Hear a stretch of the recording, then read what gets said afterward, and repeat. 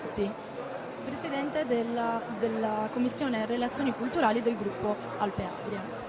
Allora, ci racconti la sua esperienza all'Expo? Noi siamo alla 7ª edizione, noi abbiamo chiamato Learning Village, villaggio dell'apprendimento in cui la scuola non è semplicemente il luogo confinato, ma è il centro di relazioni nel territorio, sia quello accanto alla scuola, sia quello regionale e internazionale, in modo tale che diventa un momento di riferimento, cioè non soltanto un luogo in cui si apprende, ma in cui si costruisce anche cultura.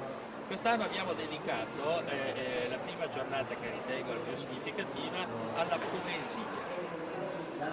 Voi sapete che l'Alpe Adria è fatta di nazioni diverse, cioè le lingue sono 5 le lingue.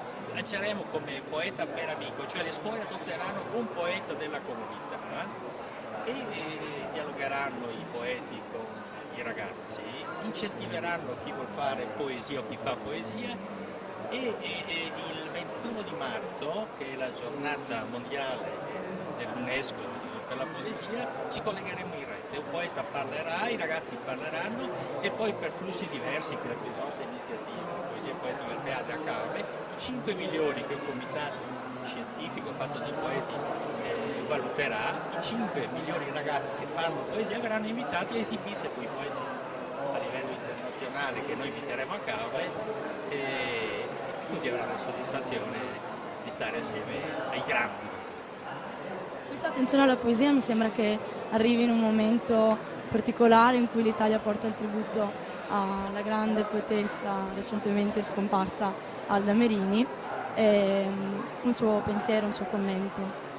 No, guardi, la poesia, io dico, non è la salvezza del mondo, però è una speranza. E la poesia deve ripristinare il valore significante e profondo della parola. Allora, la parola è una cosa solo apparentemente ingenua e chi la usa non può pensare che non rivelano di non rivelare se stesso. I poeti sono coloro che rivelano ciò che profondamente sono, naturalmente attraverso un lavorio e una paziente costruzione, perché la parola non è qualcosa che viene buttato lì, una sorta di pietra che cade dall'alto, capisci? E i ragazzi, se si avvicinano alla poesia in maniera autentica e non nel modo in cui viene affrontata soltanto nelle scuole, in cui c'è la filologia, la nota, la notorella, capiscono nel profondo ciò che il poeta ha voluto dire. D'altra parte la poesia e la vita si confondono. Avvicinare i giovani ad un qualcosa di così ermetico come può essere per alcuni la poesia può avvenire anche attraverso le nuove tecnologie, quindi ad esempio noi stiamo parlando in questi giorni all'Expo Scuola nell'ambito del Consiglio regionale di democracy, per cui di democrazia, libertà e educazione, formazione anche attraverso internet e i nuovi media. Per la poesia, la letteratura e la cultura in che modo li si può utilizzare? La ringrazio della domanda. Noi lavoriamo da 7 anni in rete, una rete a livello internazionale.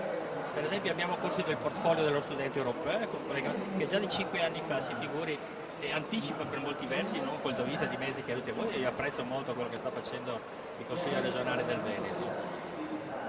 La comunicazione in rete tramite gli strumenti digitali. Questo è per uno strumento. L'altra cosa interessante, l'abbiamo fatto in flussi diversi anche qui, l'uso delle tecnologie per costruire la poesia soprattutto per i bambini.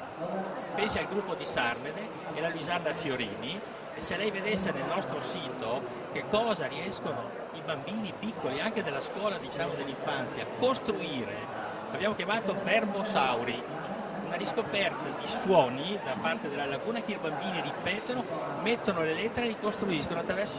È una cosa stupenda, ha perfettamente ragione. Quindi ad esempio anche proprio educarli ad alcune di quelle che sono le figure retoriche come l'onomatopea, in questo senso lei mi ha parlato di suoni, utilizzando gli strumenti digitali. Quindi è una grandissima possibilità, uno strumento che permette veramente di aiutare l'educazione proprio fin dall'infanzia. Guardi così, se lei vedesse, ripeto, in flussi diversi in Do, proprio www.flussidiversimdo.com mi pare, e c'è proprio i bambini che vedono, dicono e poi c'è il suono, il colore e riescono a costruire anche parole nuove profondamente associate alla figura e le suggestioni dei suoni che provengono da questa proiezione. E l'uno dello strumento digitale in questo senso è dei bambini e di una creatività immensa, è bellissimo. Parlo di bambini. Mi sembra un bellissimo progetto e la ringrazio per essere stato con noi. Buon lavoro.